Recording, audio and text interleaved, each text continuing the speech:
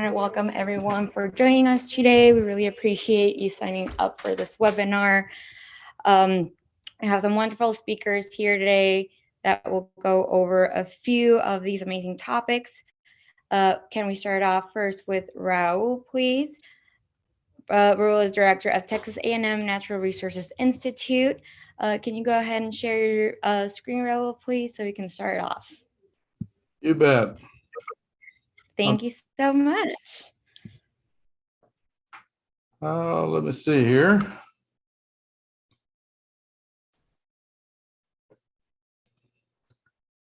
After 2 years of this, you would think that we figured this out, right? How's that? Not quite. I'll share my screen for you. Well, let me try it again.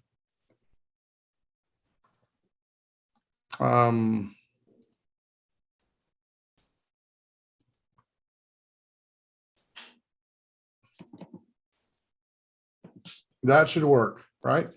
Yes, we can see it. All right, I'm going to get started and appreciate everyone's patience and kind of getting things going here, but I will try to make up some time here in my opening remarks and sort of setting the stage for today's webinar. So again, thanks everyone for joining. As has been said, my name is Roel Lopez. I'm with the Texas A&M Natural Resources Institute. And what I would like to do is start out by telling you a little bit about the issue, if you will, and a little bit about our state, Texas, and some of the changes that are occurring in our state. So Texas is a large state, 171 million acres. And oftentimes we'll hear the statistic, 95% of Texas is privately owned. That's very true. Another equally important statistic is 83% of Texas is a farm, a ranch, a family forest. So about 142 million acres are labeled as working lands. Again, farms and ranches and family forests. And these lands, these working lands provide multiple benefits to the 30 plus million Texans that reside in our state. And to the right here, you see this image of Texas, 30 million Texans. Almost 90% of Texans live in an urban center. About 10% of Texans live in a rural community, and about 1% of Texans steward this 142 million acres. And so that's to say that the value of private land stewardship and private landowners is really important, as you would expect. And so what's happening in our state is we're undergoing rapid land use changes that have been occurring for several decades, but that only seems to be accelerating with each decade. And it really serves to sort of threaten the future of agriculture and human health within our state. And private landowners, in my opinion, are a key component in conserving and stewarding these resources moving forward. And so some things to sort of keep in mind or be aware of is every day, by the end of today, we would have lost another farm or ranch in Texas. We lose about a section of land, a square mile of land every day. And it's due to primarily the 1,200 plus people that move to our state every day. The fact that, again, more people, greater demand on land, couple that with the majority of our landowners are over retirement age. The average landowner in Texas is about 65 to 66 years of age. And what we're seeing in our state is the largest intergenerational transfer of rural land, of working lands in the history of our state. And this is really a phenomenon that's occurring across the country, but Texas is no exception to seeing these increases in pressures and so forth. So then the question is, well, what's the impacts of these changes? You know, we estimate at A&M about a third of this land base of these working lands will be impacted in the next decade or so due to fragmentation, conversion, and so forth. So the question then is, what are the consequences? What are the consequences of not having this section of land, this farm and ranch upstream from San Antonio or Austin? And there on the screen are statistics that include loss of food production, loss of fiber production. The webinar's focus is really with water, and there's multiple benefits of water tied to land. So consider land as infrastructure, and the fact that our state is losing this basic land infrastructure impacts water quality, water quantity, ability to recharge our rivers and our streams, our aquifers. And many of our speakers later this afternoon are going to touch upon these items and give you more specific examples on the importance of farms and ranches in a water conservation framework, if you will. The notion of changes in working lands is something that we've noted at Texas A&M for the last 2 decades or so. Texas is not unique. Other states like Florida, Georgia, for example, have seen similar growth patterns. And it starts with a strong economy, resulting in an increase in population, an increase in demand for rural land, high land values, ultimately with an incentive to either subdivide or sell and either convert or fragment that land. Convert meaning move it out of ag production, and fragmentation meaning the breakup of a larger, let's say 1,000-acre ranch into smaller segments. And so the thing that I think is important for us to keep in mind is our state is really undergoing some pretty significant demographic changes that impacts our land infrastructure. More people, more diverse perspectives, emerging stakeholders. There's also changes in the landowner base and landowner demographics. I sort of touched on some of that in terms of the aging landowner population. And lastly, competing interests. And I'm going to go through each of these and then stop and kick it over to the remainder of our speakers. So let's start with the first trend in Texas is more people. So with this graph here, we see that the projected population, which again is at about 30 million, is expected to increase nearly double in the next 30 or so years. And so if you thought, that's going to be a significant challenge, both from a water quality perspective, and just being able to manage this resource along with other natural resources derived from farms and ranches. We also see an increasing separation, if you will, between rural Texans and urban Texans, where again, the majority of Texans live in urban centers. So if we're trying to promote the notion and importance of natural resources, water resources, and so forth, that's going to be much more challenging for us to connect the dots and show the value of those things.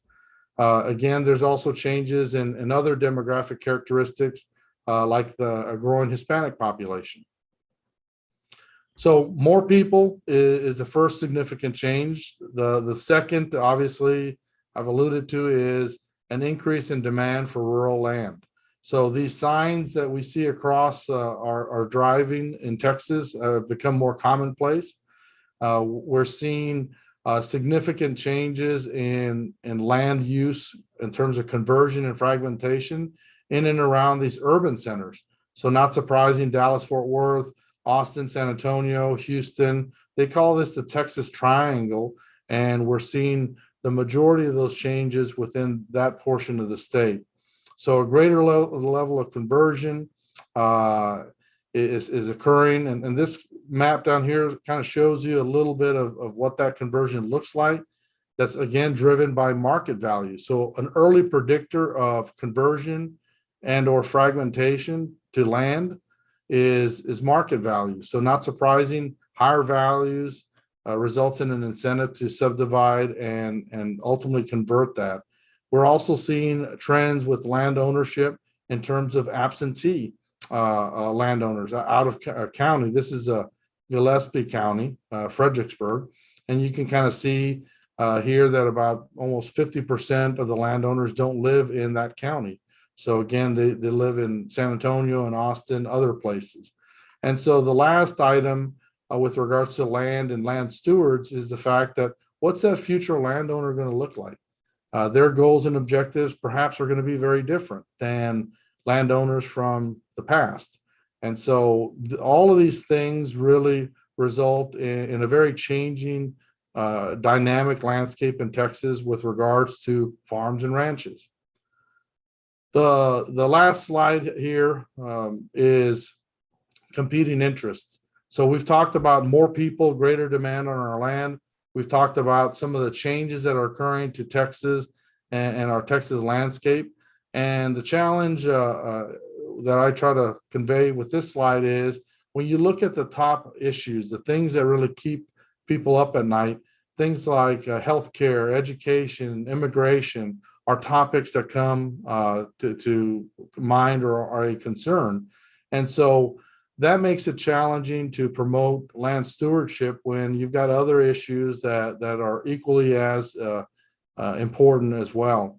And so as land conservationists, land stewards, land managers, really we need to be aware that we're really dealing in an environment with competing interests. And so being able to have a seat at the table to, again, promote the stewardship of natural resources and the stewardship of farms and ranches moving forward is extremely important. And so with that, my last slide is, again, land is infrastructure. I'd like folks to kind of think about that in that way. So we think of highways and electric grid and water systems and so forth as infrastructure. Land is also infrastructure. More people is going to have a greater impact on our working lands, changes in landowner perspectives. And all of these things really are going to offer for some pretty challenging times, particularly within a water context. But ultimately being able to communicate what are the benefits of these farms and ranches could be a way forward. And with that, I will turn it over back to the moderator. There are some websites there, particularly Texas Land Trends, if you're interested in some of the data that I presented here. So with that, I will stop and turn it over back to Joni. Thank you, Roel. Again, that was Roel Lopez. He's the director of the Texas A&M Natural Resources Institute, and we're incredibly grateful for having him share his expertise today. There is a plethora of information about the state of Texas on that Land Trends website. So I do encourage you to go and take a look. If you're just joining us and you have questions, please go ahead and put those in the chat and we will try to get to them at the end of the time. And I want to apologize for those who are here at the top of the hour. We had some technical difficulties, but we're running smoothly now. We do have 3 more panelists up next. We'll have David Cowan, the Watershed Manager for the North Texas Municipal Water District. David, go ahead.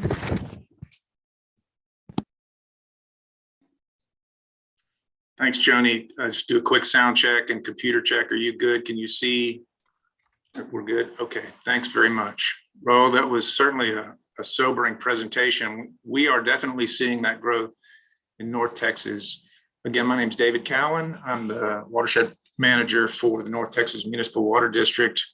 And I wanted to talk today about our watershed protection planning efforts, but I want to start by talking a little bit about the district and our role, and then talk about the watershed planning process statewide. So let's just dive in. Maybe. We're good? Yeah. So as the name implies, North Texas Municipal Water District, we are a water district. We're a wholesale provider of potable water to a 10-county service area, but we also serve our communities with solid waste services and wastewater services. So our mission is to provide high quality and dependable water and wastewater services in a cost-efficient manner. Now, the district supplies about 2 million people in North Texas currently. As Roel rightly pointed out, the population here is changing and growing rapidly. According to the Texas Water Development Board, the population within our service area is going to double within the next 50 years, which is our planning horizon for water. We right now have a capacity to treat just over 800 million gallons per day. Most of that is sourced from Lavon Lake. We do have some other sources coming on. We have Bodark Lake, which is a new reservoir in Fannin County. I'll talk about that in a little while. But I just want to point out that watershed protection is really, from a utilities perspective, the first step in water treatment. It can not only lower treatment costs and protect that water source, but it also serves to benefit the watershed, wildlife, habitat, and in some cases, endangered species and recreation. So a little bit about the watershed approach. It's a non-regulatory way of protecting and improving water quality. If you were to summarize it in a few bullet points, like I'm doing here, it starts out with a characterization of the watershed. Find out historically what water quality is like. What's the lay of the land? What's the population density? What's the land use, land character that Roel was describing? You take that and quantify the existing pollutant loads. What type of pollution is going into the water, and then develop estimates and load reductions required to meet those. That will align with state water quality standards. So after that, you can identify management measures that will reduce those, and then monitor those water quality, those management measures to see the effectiveness on water quality. I want to point out that it's key to have stakeholders involved from the get-go. These processes take place, the planning process can take anywhere from 6 months to a year. They typically last for many years afterwards for implementation, and it's key to have stakeholder involvement from the beginning and on through implementation, as those partnerships are essential for success. Continuing with watershed planning in Texas, there are about 44 watershed protection plans in the state right now. They are primarily supported by Clean Water Act funds, 319 funds from EPA. They're through the Texas State Soil and Water Conservation Board and the TCEQ. Now, the TCEQ primarily manages the watershed protection plans within urban areas, while the Soil Board manages those that are in more rural areas. You get an EPA acceptance for your watershed protection plan, and that opens the door to implementation for the plan. Lavon Watershed, Lavon Lake was the first watershed that we've undertaken. Again, Bodark Lake is up and coming, and we've started a watershed protection plan on that. But I want to point out that the Lavon watershed is we're in the north, in the Upper Trinity, just northeast of Dallas. I don't know. I think there's a lot of people here from across the state, so I want to point out where we are. Okay. So a little bit about the Lavon watershed, the timeline, and the process that we've gone through. It started in 2015 when EPA approved the TCEQ integrated report. Integrated report is basically a report card for surface water quality in the state, and it identified a couple of tributaries to Lavon as having elevated bacteria levels. I want to point out that the bacteria levels that they're sampling for and that are called out in the integrated report are for E. coli, and that is something that's treated as part of the standard water treatment process. So we're not necessarily talking about an impact to water quality for drinking water. As a matter of fact, E. coli is a contract recreation standard. So that occurred in 2015, and that launched in September of 2016, Texas A&M AgriLife and the district to solicit funding from the Soil Board to facilitate a watershed protection plan. In November of 2016, the Lavon Watershed Partnership formed, and that was basically a group of stakeholders from across the watershed, including city leaders, county leaders, Soil and Water Conservation District board members, landowners are a big part of that. This watershed is still very rural, although I do want to point out that this, I'm not sure if you can see, that this area right here to the west is the most urbanizing area, which the Metroplex is expanding. And coincidentally, those are the two watersheds where elevated bacteria levels were found. In 2017, the draft was completed. In December of 2017, the Watershed Protection Plan was accepted by EPA.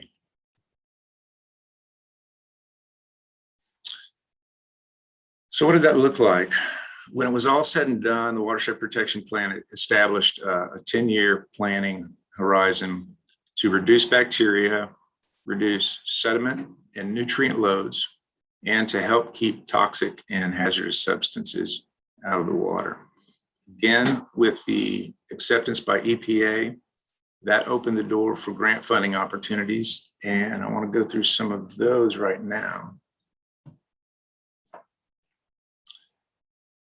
In 2018, the Soil and Water Conservation Board granted the Collin County Soil and Water Conservation District funding for a district full-time conservation technician. This is a person who is really boots on the ground. So where Roel was talking about the changing demographics and subdividing of our lands, this is a person that works for the Soil and Water Conservation District in Collin County who can meet with these landowners, both historical landowners and new landowners, talk about the programs that they have, assess their land, develop water quality management plans specific to their needs, and then help them find funding to perhaps implement management practices specific to their land.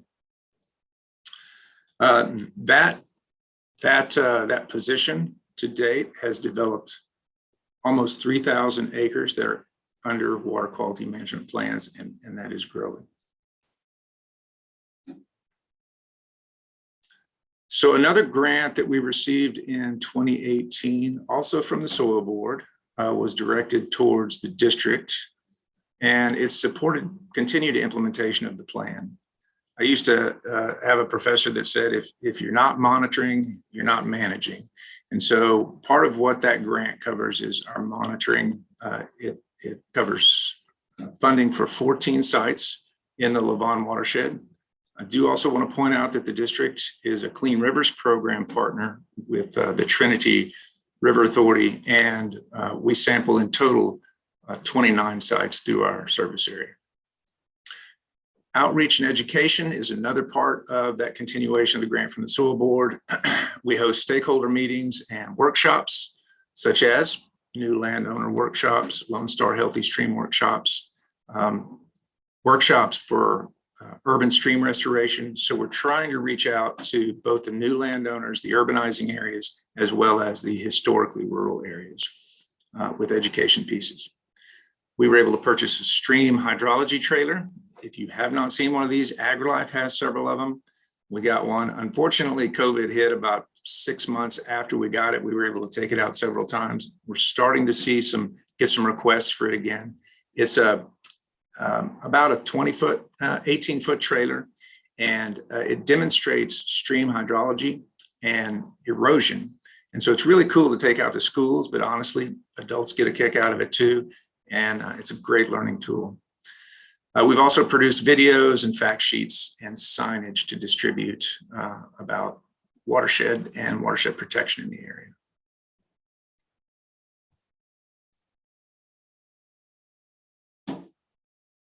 So we also received, this is in 2019, a TCEQ grant. Remember I mentioned that TCEQ manages the grants for the urban areas. And so we received a grant that promotes green stormwater practices. Much of the watershed is starting to urbanize, and that's only going to continue. So as that growth occurs and we see more impervious cover, it increases flash flooding and erosion in the creeks. One way to combat that is through low impact development or green stormwater infrastructure.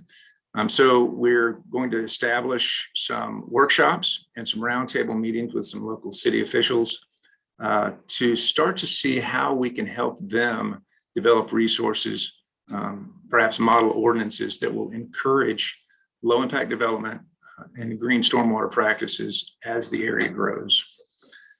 We have on the books also a design and construction project. We have 4 sites that are going to be developed in the McKinney and Wiley areas. And these are going to be demonstration sites to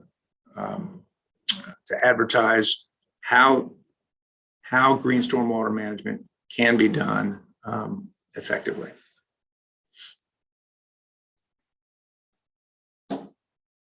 So this was a bit of a surprise, a pleasant surprise. In 2020, the 2018 Farm Bill was passed by legislatures, by the US Congress in 2018. The funding didn't trickle down until a little after that. But because the Watershed Protection Plan in Lavon was in place, and because we had an active group of stakeholders, and there were some other factors involved too, but the state NRCS selected the watershed as a priority watershed under one of their programs, the National Water Quality Initiative. And what that equated to, the Farm Bill was specifically to take NRCS funding sources for the purpose of protecting source water, drinking water protection. And so what that amounted to was about $1 million in incentives was made available to producers in Lavon, agriculture folks in Lavon. And that again provided technical assistance and financial assistance towards developing conservation plans, and then seeking out funding for matching to implement those plans. I think the last project that I wanted to go over from the Lavon watershed was, and I don't want to steal Mac's thunder here, but we did have an opportunity for a public-private partnership with Bonneville Environmental Foundation. So we partnered with Texas A&M Forest Service to solicit a grant. And what ended up happening was we selected a few sites. We found a site along Wilson Creek that was in need of some riparian vegetation. It's an abandoned or an old golf course. It's no longer in use. And together, BEF and Coors Seltzer awarded us and the many, many partners that were involved $51,000 to plant vegetation along the creek. It was a great event. We had over 100 volunteers show up on planting day. It was Texas Arbor Day, good PR move. Over 1,600 trees were planted, and the city of McKinney is currently maintaining those, making sure that they have water for the first year or two until they get established. Partners included Texas A&M Forest Service, the city of McKinney, Parks Foundation, and then I saw several Black Land Prairie Master Naturalists involved and Master Gardeners on this webinar. So a big shout out to them, the Herd Museum, and then the district as well. So lastly, I've mentioned Bodark a couple of times. Bodark Lake is a new reservoir. It's not completed quite yet. It's in the Red River Basin along the Oklahoma border.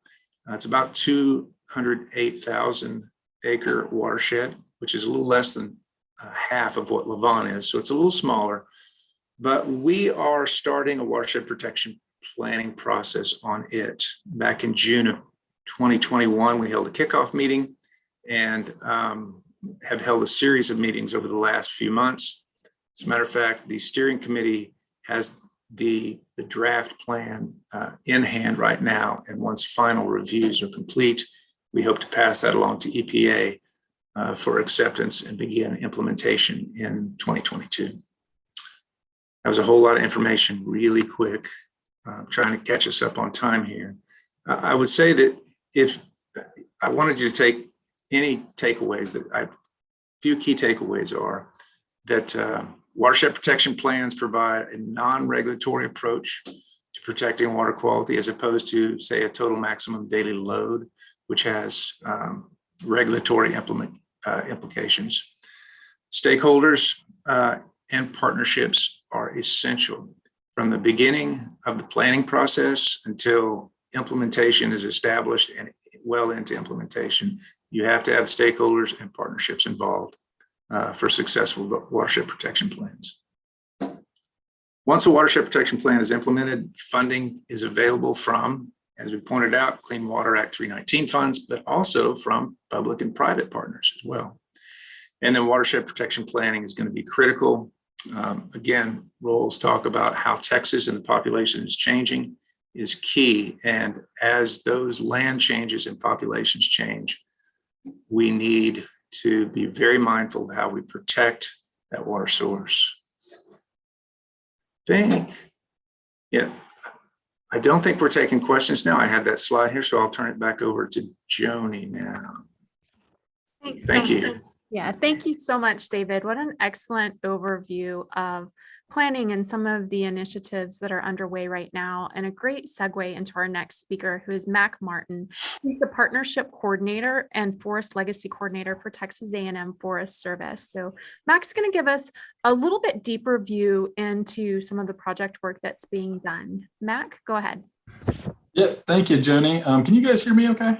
Sound great. Okay, great. In the spirit of technical difficulties, my webcam has decided it doesn't want to work either, I guess, but it was my mic as well, so I wanted to make sure that, but as long as you guys can hear and see me, we'll keep moving forward. Like Joni said, I'm Mac Martin. I'm the Partnership Coordinator for the Texas A&M Forest Service's Urban and Community Forestry Department, and today I'm going to be telling you about the role of forests and trees in urban watershed management. Okay, so this is a diagram of the forest and water cycle in a traditional forest setting. It still operates as the water cycle we all learned growing up, with evaporation, condensation, and precipitation, with the obvious addition of this forest here in the middle. So I'll run through each of these terms quickly, starting with interception. Interception is exactly what it sounds like. It's when the tree's canopy or its leaves and branches gets in the way or intercepts rainfall from reaching the ground. And the tree will hold on to a portion of this rainfall for its own use, never allowing it to reach the ground and become part of surface runoff. And when the tree is done with the water, it'll just evapotranspirate back into the clouds. Evapotranspiration is just a process of evaporation, not from a water body source. In this case, it'll evapotranspirate out of the tree's leaves. And a byproduct of interception is that a portion of the rainfall that was not intercepted into the tree is greatly slowed down on its way to the ground. And when the rain is slowed down, it allows for a greater amount of infiltration. And this is when the rainfall seeps into the ground. Forest floors are very conducive to infiltration. They have interconnected root systems, organic matter, and fungal mycorrhizae to help make forest floors extremely porous. And getting that rainfall to infiltrate is very important because the soil is the workhorse of the natural water cleaning process. And that's because once that water infiltrates into the ground, it doesn't move straight down, but rather it'll move both downward and horizontally along its permeable layers. And from here, one of three things can happen. The first is a portion of the water will remain as soil water storage. And this is generally reserved for your understory species to use. The next is that the water may percolate down into your groundwater table, facilitating your groundwater recharge.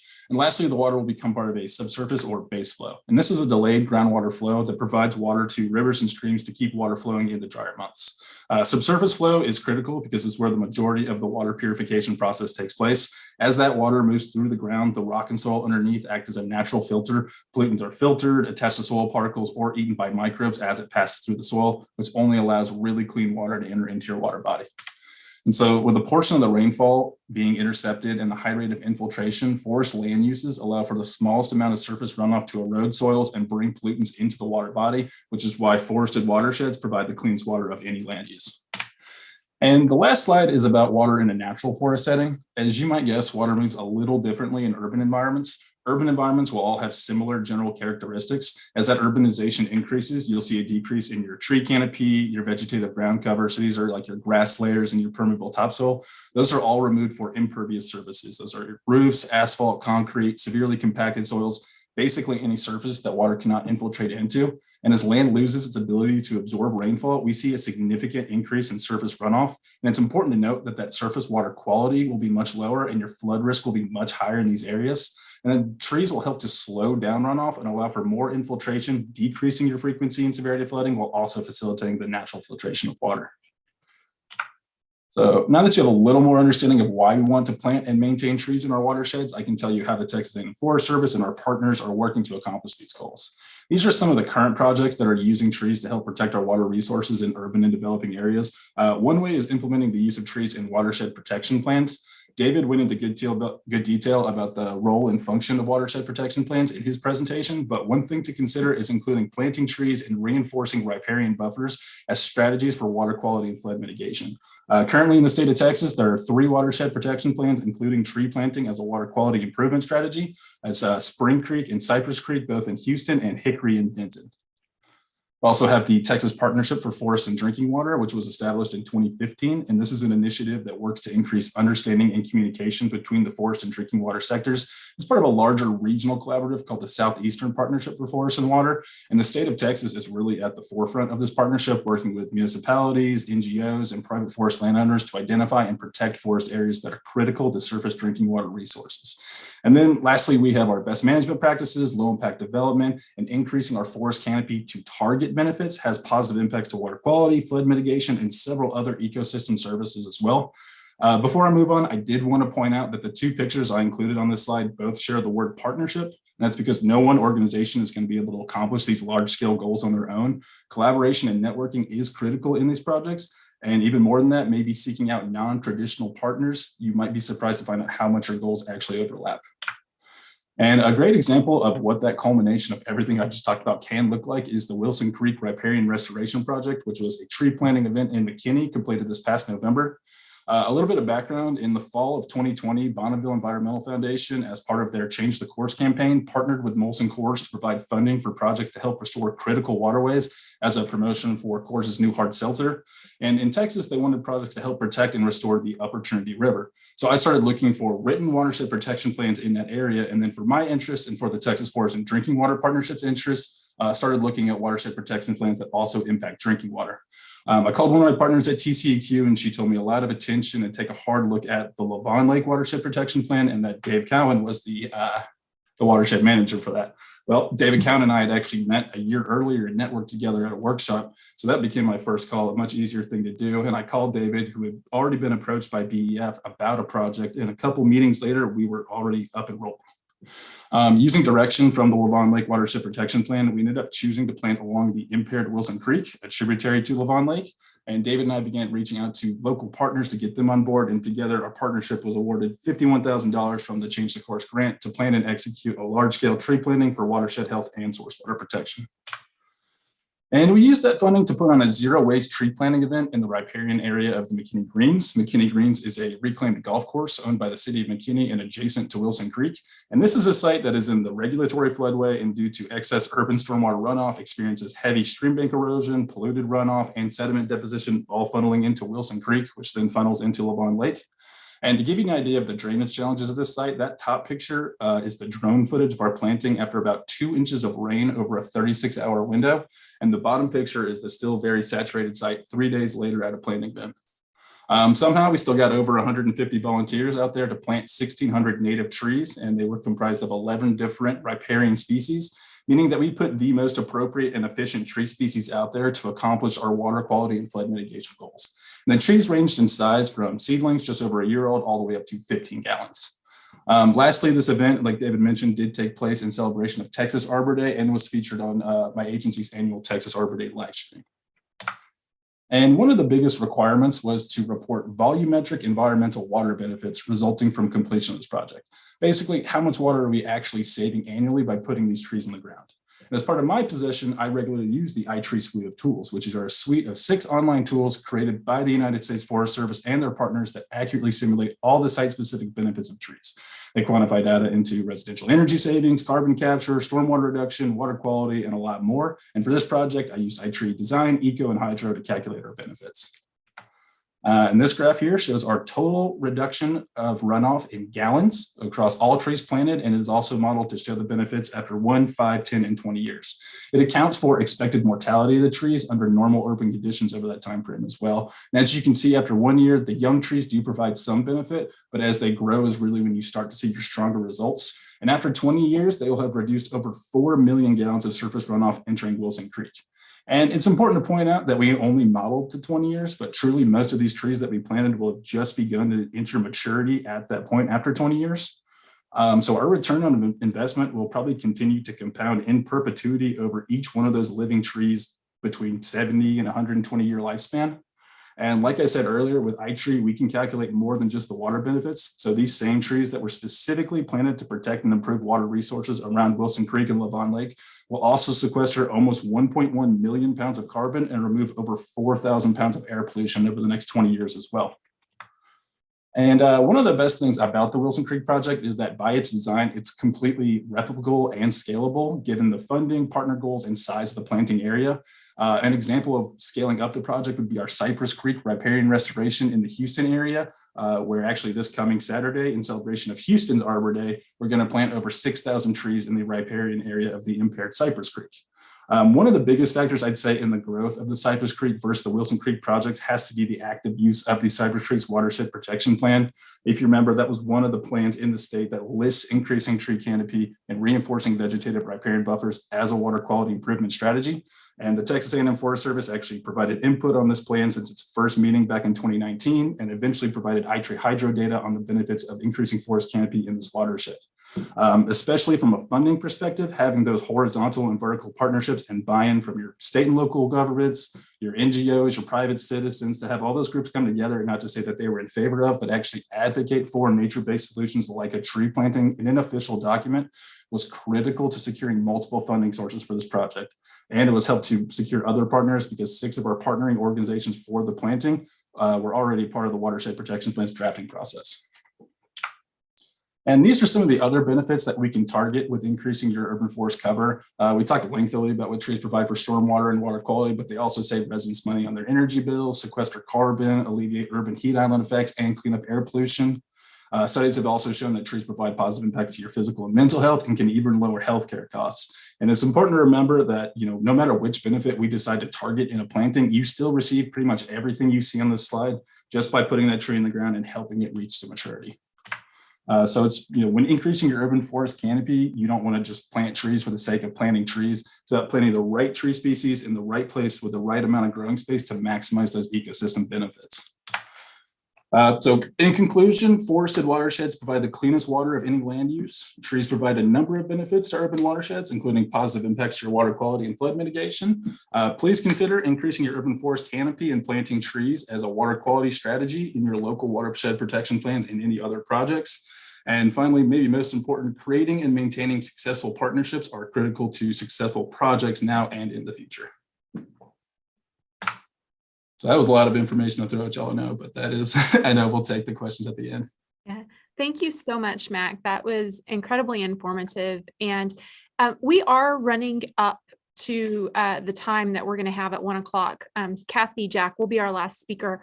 But for those of you who are listening in, if you have questions, please do put them in the Q&A. We'll work to get written answers to you if we're not able to get to those verbally during the time that we have. So please do, if you have questions or if you want more resources, more links, connections, put those in the Q&A and we'll make sure that those are addressed. And one thing I wanted to point out that each of the speakers has touched on so far is the collaborative nature of the projects that they're working on, the partnerships that are necessary as Texas is growing and as we're putting nature-based solutions into effect all over the state. And the next speaker is a great example of that, of really digging down even deeper into the partnerships and what's going on in urban areas across Texas. So next up, we have Kathy Jack. She is the director of the Nature Conservancy's Dallas Healthy Cities program. Kathy? Thank you, Joni. Thanks so much. Let me go ahead and share my screen and see if we can do this quickly and correctly. Okay, can you all see that? Yep. Okay, Kathy. there we go. Oops. And of course, we're not on the, sorry, you got a preview.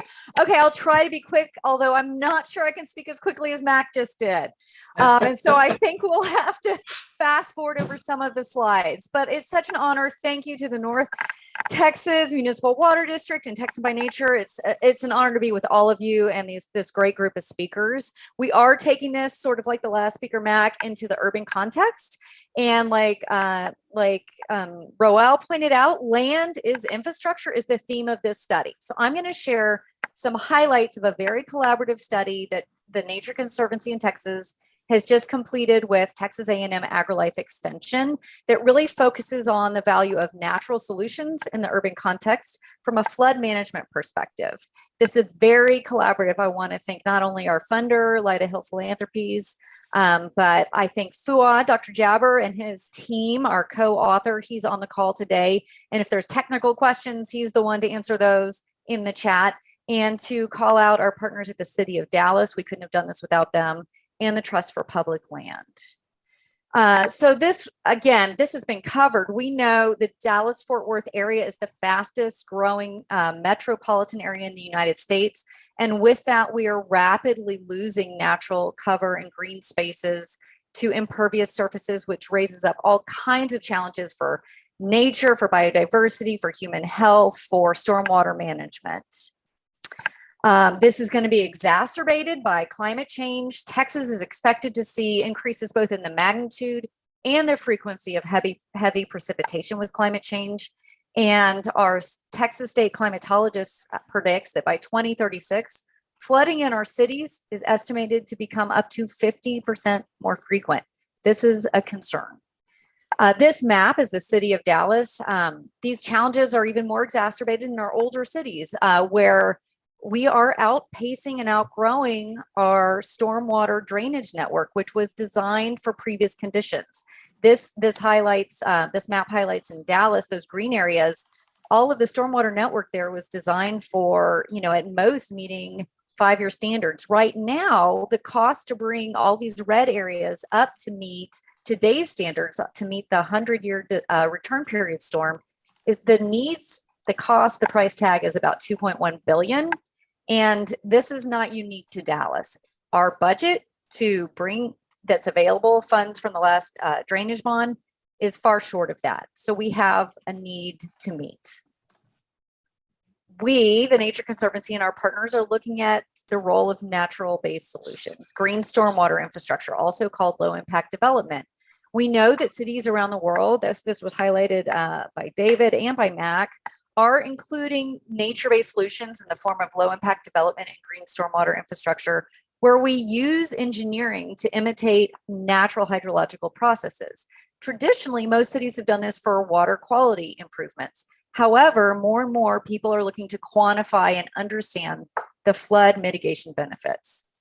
Our partners at the city have a long history. They've been working since at least 2007 to bring best policy practices into their design standards, including using the regional design standards, ISWIM. Most recently, they've approved a comprehensive environmental and climate action plan that features LID and GSI all throughout the plan. And particularly, it calls out this study that we worked on together, which is looking at this research question: where within the city of Dallas can green stormwater infrastructure most effectively enhance urban flood management, considering capacity, cost, and the future impacts of climate change. So Dr. Jabber's team used hydrologic modeling and spatial analysis to help answer this question. This is where it gets detailed, so I'm going to be really fast and just say they built SWIM models everywhere they could get complete stormwater drainage network. And the point of this was to really model in 3 different return period storms, nuisance flooding, 2-year design storms, 10-year design storms, and 100-year design storms in current and climate change forecasted conditions for 2045.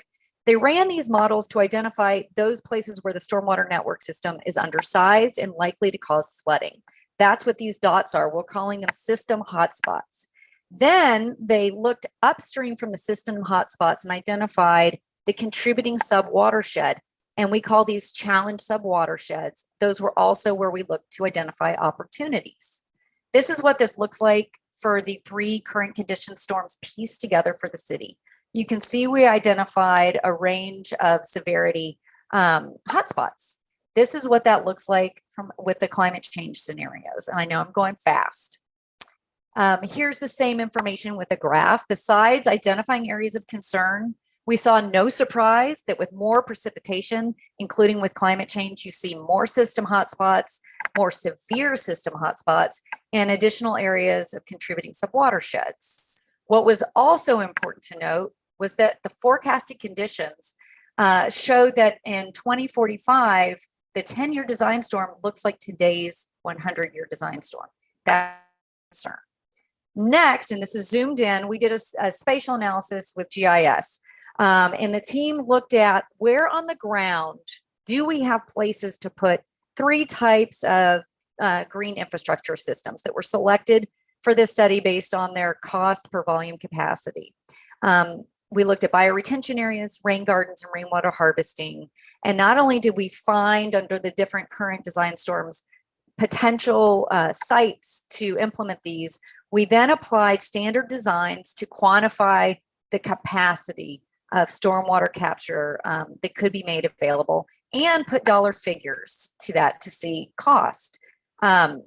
This is what it looked like. This is a lot of information, but just to give you a snapshot, the punchline here is we identified substantial potential opportunities to deploy GSI, and the bioretention areas, particularly in the parking lots, have the most available siting opportunities, represent the biggest bang for the buck. This slide is too much to read. Don't worry about it. The point is that they went into detail looking at capacity for the different current condition storms. If we put GSI everywhere, we could reasonably place it. And we compared it for the 100-year design storm to gray infrastructure. And what we found is that if we really comprehensively integrate GSI throughout these challenged watersheds, we could reduce the modeled overflows from 17 to 31% compared to no GSI. We also found that GSI was 77%, and this included maintenance costs, less costly than just upgrading gray infrastructure alone to meet those modeled overflows. And the best solution, both in terms of capacity and cost, was an integration of both the green and the gray. The team also looked at before and after, put in all those savings, that capacity data into the model to look at what happened to these challenged subwatersheds at a citywide neighborhood scale. The punchline is we have a reduction overall in hotspots and challenged areas. And equally as important, you see a shifting from severe overflows to less severe overflows. We also have sort of this is like what Mac pointed out. You have a delay in the release of the water into the system, which is very important. So the takeaways are really that when you look at green stormwater infrastructure from the site to the scale, this is really a meaningful solution to consider when you're designing stormwater management on site. When you comprehensively integrate GSI into the fabric of the city, we can have meaningful and cost-effective flood management benefits, particularly when we combine these systems with gray solutions. And we have all of the co-benefits. We have not just the urban flood management, we have improved water quality, reduced urban heat island impacts, improved ecological function, and biodiversity. So I think that's all. I don't know where I am with time, but thank you so much. Thanks so much, Kathy. That was incredibly informative as well. Again, for those of you who are still with us, if you would, any questions that you have, put them in Q&A while we're wrapping up, and we will follow up afterwards to ensure that your questions are answered. There was a lot of incredible data, incredible project information shared today. We'll make sure that you have the resource links and that your questions are answered. But as we are wrapping up today, a couple of key things were prevalent throughout all of the presentations: the need for partnership and collaboration, the need for understanding our watershed plans and the tools that are available, and the need for broad encompassing conservation as our population is growing. I think the US Census Bureau showed that from July of 2020 to 2021, we had about 850 people coming to Texas every single day. So now is absolutely the time to learn from one another and to build on the tools, the projects, the learnings that have been presented here today. So again, please go ahead and submit your questions. You can put those in the Q&A or to any of the websites or the links that have been shared as well. And I just want to thank you all for taking interest in today's webinar. Look for the announcement for the third in the series coming out in the coming weeks. And we're excited to have you joining all of us in partnership to conserve water in Texas and take care of all of our natural resources. Thank you and have a great day.